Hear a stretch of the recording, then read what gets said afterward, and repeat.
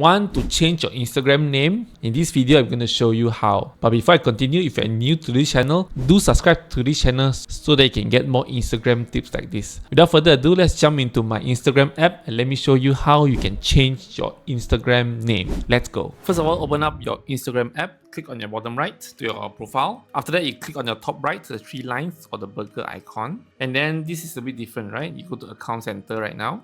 Then search for the profile. So I want to change this Ken Ang WK Instagram. And then you can see here, you can change name, username, or profile picture or avatar. I want to change the name. So change the name. As I'm a Meta verified subscriber, so that's why my name need to be verified. Now let's see how.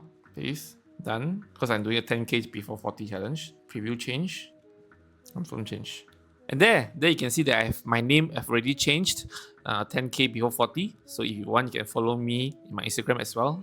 Let me hit 10k. So yeah, so that's how easily you can change your Instagram name. If you like what I share, do give me a like and subscribe to this channel so that you can get more social media tips like this. Thank you so much for watching and I see you next time. Goodbye.